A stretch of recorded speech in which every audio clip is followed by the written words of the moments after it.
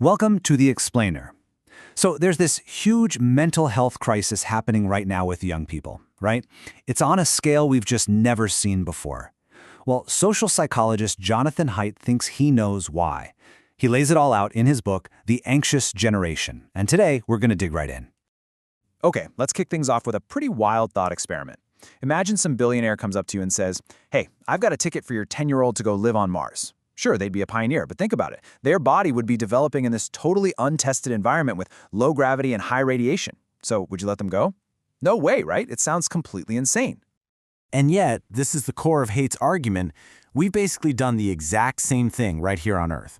We handed Gen Z, that's anyone born after 1995, a smartphone and just sent them into the virtual world.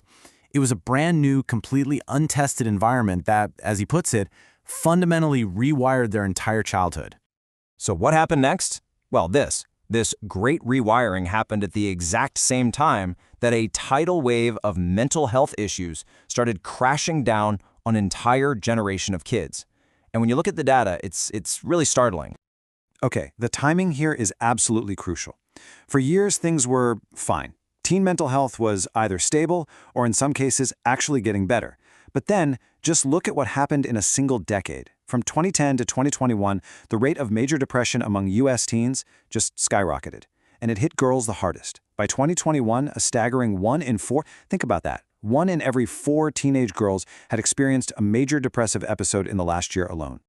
Now you might be thinking, okay, but is this real, or are kids just more open about their feelings now?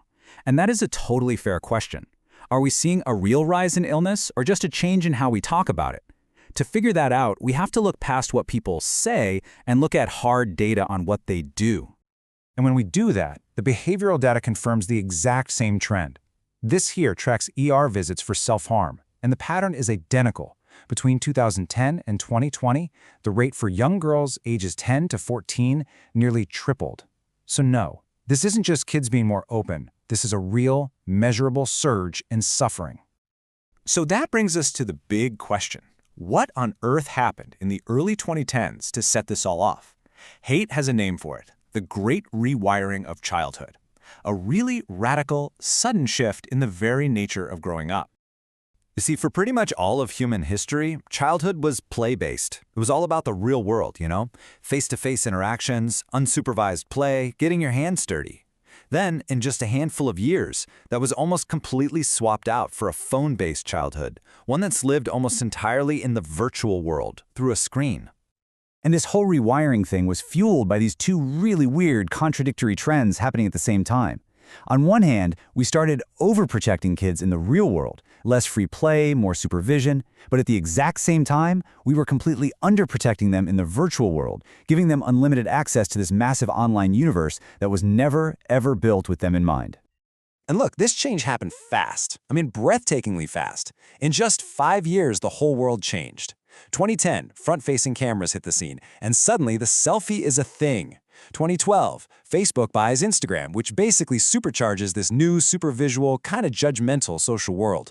And then, bam, by 2015, the switch is complete. The majority of teens have a smartphone in their pocket.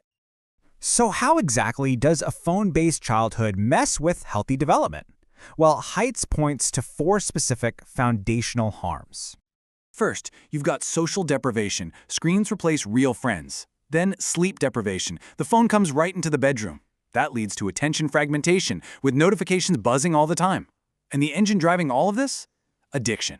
These platforms are literally engineered to keep kids scrolling. The key takeaway here, as Haidt explains it, is that these aren't 4 separate issues. They're all one big, interconnected system that's rewiring the brain as it develops. But here's the good news. Haidt's work isn't just about pointing out the problem. It's a call to action. He offers a clear path forward, with actual, research-backed steps we can all take to build a much healthier childhood for the next generation. He lays out 4 foundational reforms to turn this ship around. Number 1, no smartphones before high school. Number 2, no social media before 16.